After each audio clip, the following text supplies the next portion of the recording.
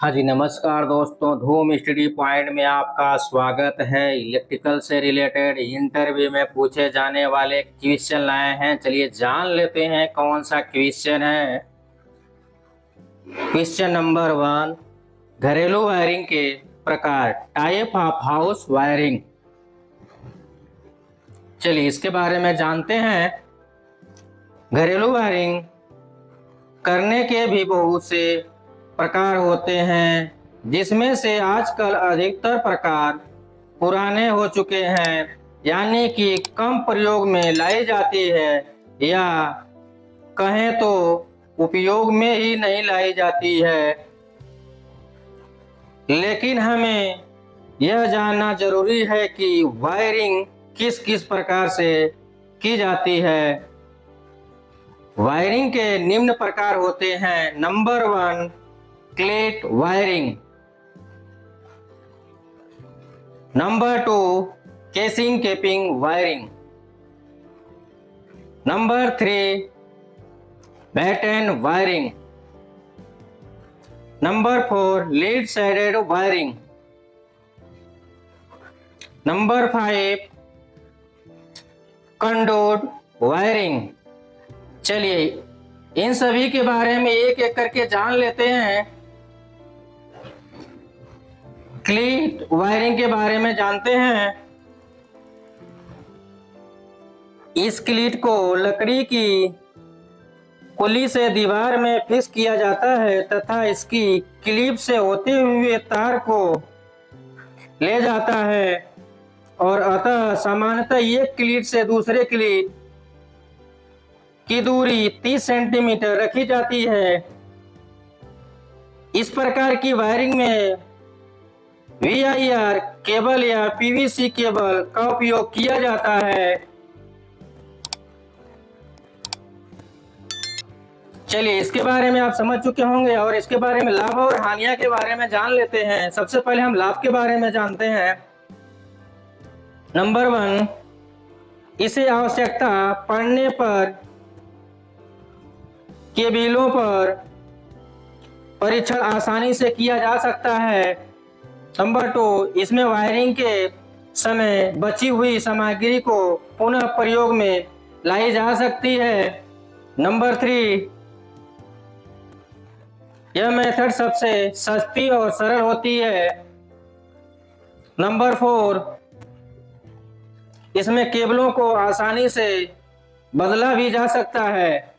चलिए इसके बारे में समझ चुके होंगे। अब हानियां के बारे में जान लेते हैं।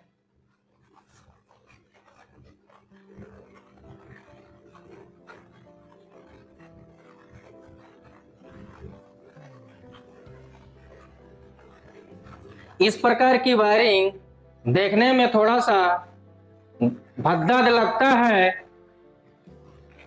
खुली होने के कारण नुकसान पहुंचाने की संभावना ज्यादा बनी रहती है।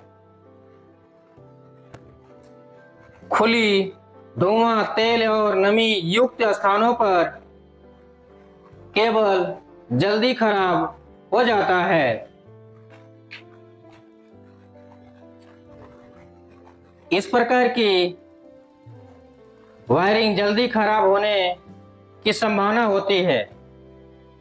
चलिए इसके बारे में समझ चुके होंगे। अब केसिंग केपिंग वायरिंग के बारे में जान लेते हैं।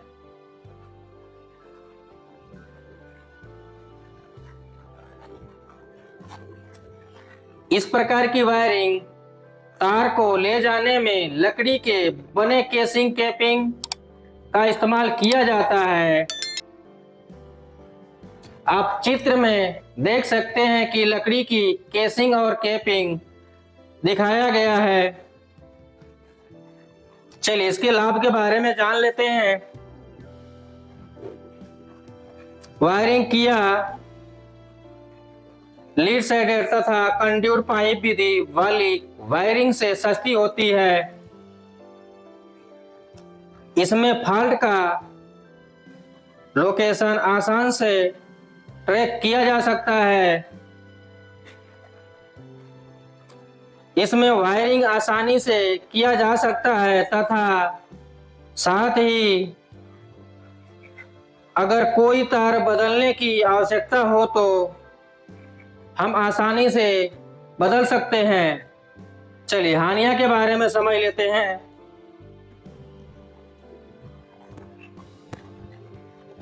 यह वायरिंग उन स्थानों पर बिल्कुल नहीं करनी चाहिए जहां पर आग लगने की संभावना ज़्यादा होती है, जैसे इंडस्ट्रियल एरिया में।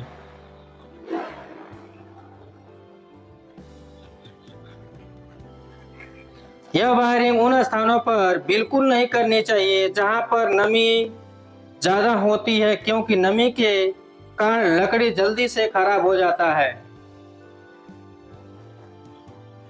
चलिए इसके बारे में समझ चुके होंगे। वेट एंड वायरिंग के बारे में जान लेते हैं। वेट एंड वायरिंग, इसे TRS या CTS वायरिंग भी कहते हैं। इसमें सौगन की लकड़ी का 12.5 mm ऊंचाई तथा विभिन्न प्रकार के चौड़ाई का बैटन इस्तेमाल किया जाता है। इसे बैटन वायरिंग कहते हैं। इसे बैटन की लकड़ी की तुलना से दीवार में फिक्स किया जाता है तथा इस बैटन पर वायरिंग केबल को लगाकर ले जाया जा सकता है। चलिए इसके बारे में समझ चुके होंगे। लाभ के बारे में जान लेते हैं। इसके बारे में क्या क्या जिनसे लाभ होता है। इस सिस्टम में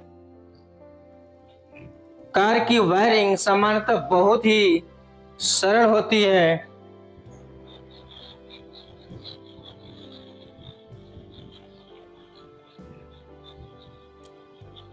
यह सिस्टम अन्य बाहरी वायरिंग प्रणाली की अपेक्षा ज्यादा टिकाऊ होती है। हानि, चलिए हानि के बारे में जान लेते हैं। इस सिस्टम में वायरिंग करने के लिए अधिक कार्य कुशलता की आवश्यकता पड़ती है। इस प्रकार से सिस्टम में जो कि केबल बाहर होता है, इस पर यांत्रिक क्षति पहुंचाने की संभावना ज्यादा होती है। धूप और नमी सीधी प्रकार से इसमें लगे केबल को प्रभावित करता है।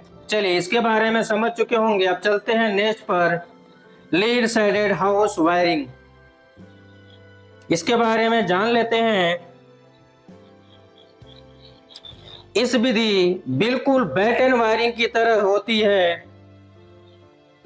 इसमें सिर्फ एक अंतर होता है कि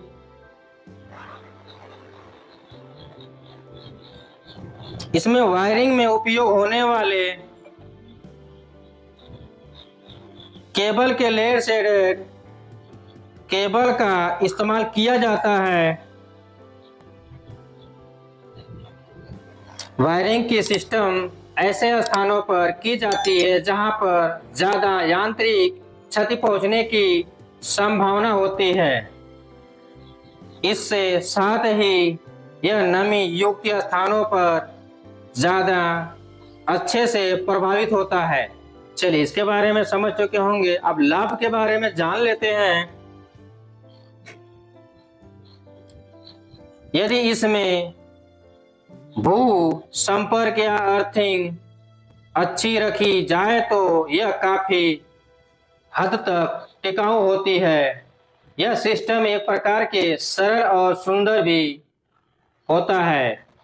इसमें यांत्रिक शक्ति की संभावना कम होती है। चलिए हानियां के बारे में जान लेते हैं।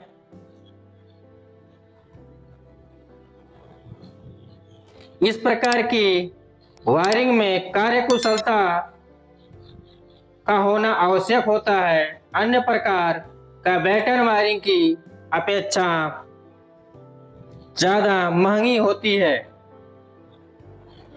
चलिए इसके बारे में समझ चुके होंगे। कंडक्ट पाइप हाउस वायरिंग के बारे में जान लेते हैं। यह वायरिंग सबसे ज्यादा आजकल के समय में प्रचलित विधि है। इसमें वायरिंग केबल को कंड्यूट पाइप के अंदर से ले जाया जाता है। यही कारण है कि इसमें वायरिंग केबल को नमी, यांत्रिक क्षति और आग का प्रभाव कम होता है। इसको ज़्यादातर इंडस्ट्रियल एरिया में प्रयोग किया जाता है। आजकल तो घरों में भी इसका प्रयोग किया जाता है। कंड्यूट पाइप वायरिंग में पीवीसी केबल का ही इस्तेमाल किया जाता है। चलिए, इसके बारे में आप अच्छी तरह से समझ गए होंगे। वीडियो अच्छा लगे तो लाइक करें एंड सब्सक्राइब करें। Thank you.